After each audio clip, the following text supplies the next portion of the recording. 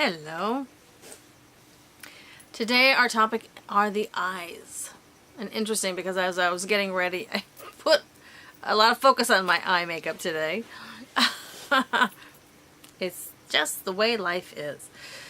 And so we have the structures of the eyes, and then we'll have the emotional, spiritual, psychological stuff.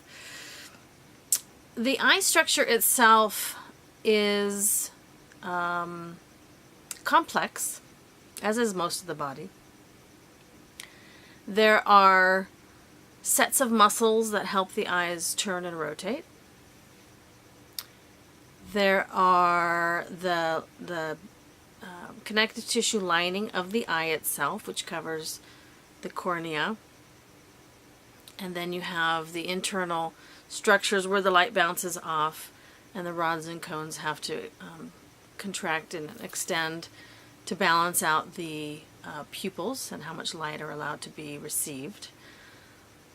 So those are all very much neurological reactions that are necessary to balance out things going on. Now, if you are fatigued and your adrenals are running kind of low, which means either you're not sleeping well or you're overstressed, nourishingly imbalanced, your retraction of your eye will not work as well. And so it will allow too much light in, creating headaches and strain, etc. So the dilation capacity is heavily linked to your health, specifically the health of energy balance in your system. So that's something to check into. As a reflexive tool, we check it. When the light is being passed through your eye, and the eye is supposed to be able to contract and extend. So if it doesn't, more than just neurological, it could be adrenal and just general fatigue. The other part are that the nerves that go from the back of the eyeball cross in an X pattern just in front of the brain and connect very strongly to the hypothalamus deep in the brain. And the hypothalamus is what we consider the endocrine nervous system bridge. So it ties your emotions and your nervous system together. Other things that can happen in the health of the eye can be the actual orbit. So, bones are formed and there's many joints in the facial bone structure. And those, again, we talked about the ability for all joints, sutures included, which are really just little finger-like joints like this, instead of what we normally envision when we talk about knuckles and shoulders and things like that. But all those joints can move. So the formulation at birth is important, and obviously any accidents that you may have that are facially based, tension, just muscular tension, can cause those joints, those sutures to move, causing more constriction in the local area. The brain sits in this beautiful organism. I call it an organism because it feels like it's alive to me. And it looks like a butterfly. Yay! It's a bony structure. It's called the sphenoid. And it is to the foundation, basically, of your brain. It affects the back of the nose, the top palate, the ears, the eyes, and the general placement of the brain and its motility, meaning how much it can move. Because the brain moves, it just has to be palpable. by someone who can palpate it. So yes, the brain does move a bit. It is not locked in place unless it's, no, it can't be screwed down either. So it's not locked in place. It can be restricted by scar tissue for sure, as is the rest of the body. But this sphenoid bone, if you know, we see it, it's kind of like a butterfly, right? Let's see, how can I do it like that? And so this is the bottom of the where the brain sits, and so it does this kind of movement, and in doing so, all the little, where the wings attach, which are part of the eyeball socket, again, the back of the nose, the back top palate, you can connect to it here at the temples, and it should have a very gentle, undetectable to most people movement to keep the health of everything. Sometimes it gets fixed, pulled and torqued, injuries, whatnot, and that tension or that fixation can cause sinus, eye, ear problems, throat problems, mouth, upper mouth problems. So that's really deep in there. So that one of my clients, that's where I was shown to find the cancer, was way up in there. Yeah, I felt like his reaction to me when I was shown that spot, he said, you reacted like you put your finger in a light socket. And I kind of don't remember, one, it's been a long time, but two, I just, you know, I don't really judge or retain my reactions. I just keep moving through them. But being empathic, sometimes things will waft through me as a way of getting a dialogue going, and then it washes out. So yeah, and then he had gone to get it tested out. 2 weeks later, it showed up. So, yeah. So the sphenoid bone, really important, and you know, if you think of the eyes and the brain, the neurological aspect, similar to the instrumentations on a plane. You know, if you ever walked into a cockpit and you see all the instrumentation and you say, oh my gosh, how could anybody know all this stuff? Well, the body does. It's really cool. However, we have signs and clues that one of those instrumentation units are not working.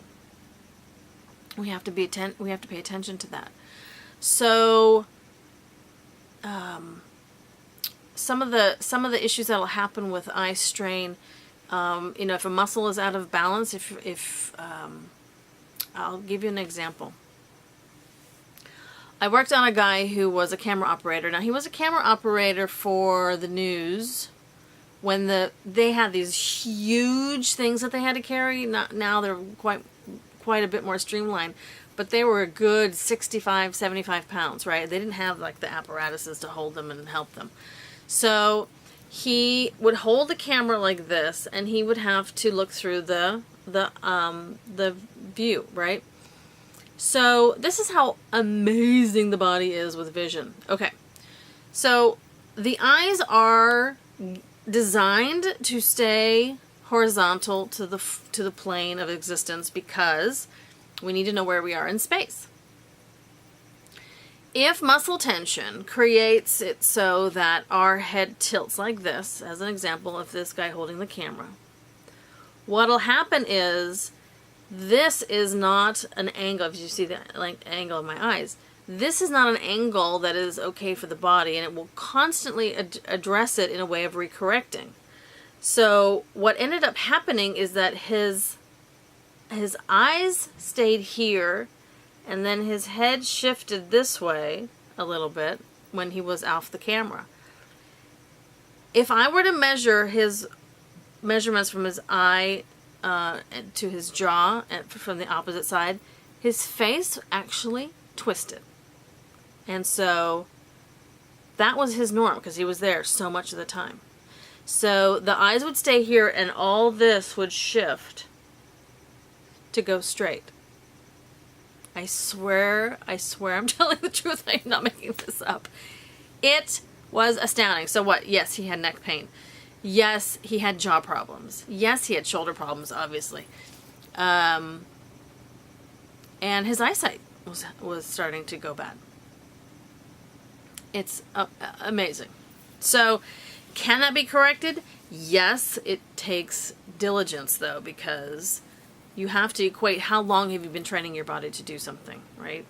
And so you have to give it the respect that it takes some time to return it back. How much time, we never know. Sometimes the body responds like that. Sometimes it takes longer.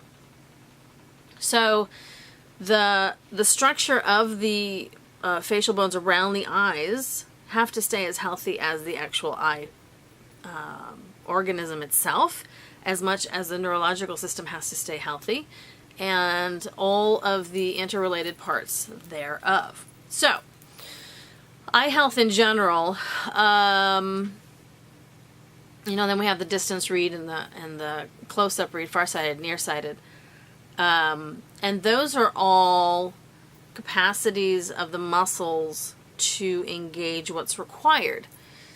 If you, like in our society now, are staring at something that's just within 2 feet away from you, certain muscles are going to get out of balance because you're no longer needing to do distant reads, distant adjustments.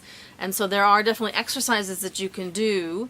You can cover one eye and focus on something that's close, and then focus on something that's far away, and train those retractory and expansory responses. Again, you can. There are Bates eye exercises. I guess there are something online as well, although, how much are we already online, right? We don't need to add more time. We need to add more practice time of off devices. So Bates eye exercises, those are out there. And you can make sheets, black and white sheets. I think there may be a kit that you could still buy that you look at the image and do these exercises. And you can definitely increase some health. With the eyes, there is this perceived limitation because of age, that the eyes go bad at a certain time. And that's quasi-true. One is it's an accumulation. Two, it's a response to adrenals and liver, and at a certain age those are just tapped out. and then the hormones, sleep, and stuff like that can cause more eye issues. So there's a generality of time frame, but please do not get this stuck in age. Okay? Please do not get that stuck in age. That just ticks me off. And refuse it. I need readers now at this point in my life to see things up close. I'm working on strengthening my eyes because I need really good light when I work. And I also happen to do art for events, and sometimes they're just really dark, and so my eyes have been kind of strained in that level. So, but I'm working on it. Okay, so eye muscles can be massaged for sure. They're very, very deep into the along the eye sockets, but they can be done with somebody either very slowly by yourself or with someone who's been trained, which is not easy to find. That's why I'm here.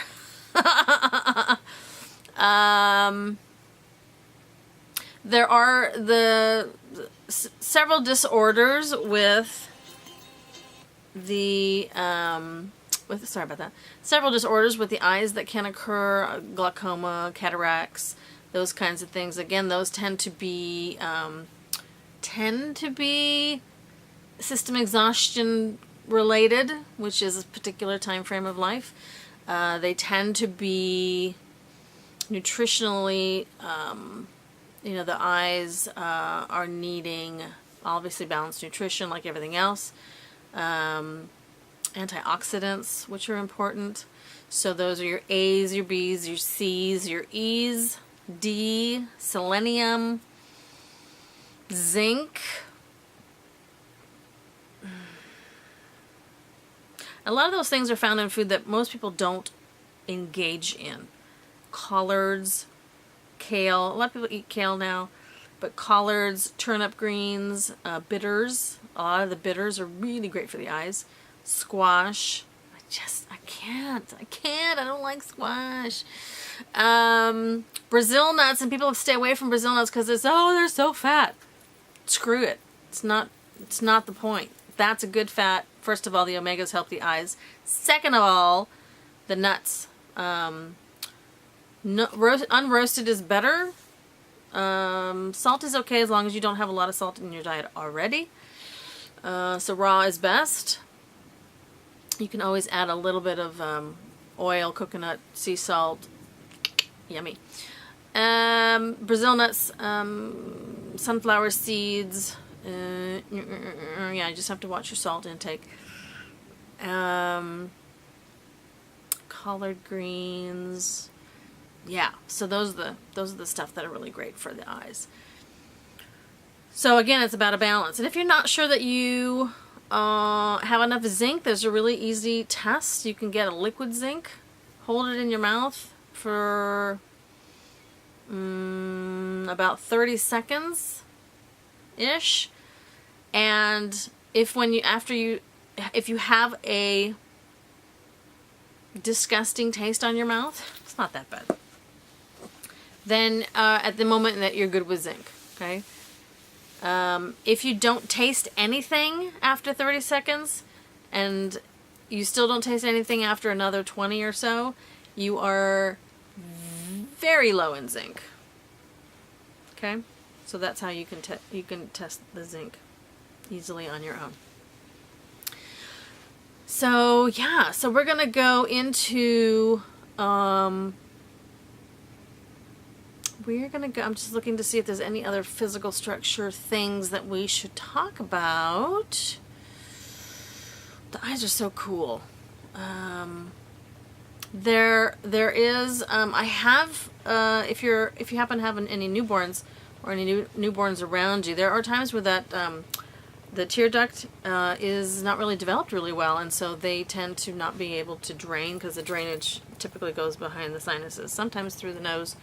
Sometimes you swallow post-nasal stuff. And so sometimes those tear ducts don't open, and so people have a tendency for repetition of pink eye and styes and things like that. Bacteria gets stuck because it's not really draining.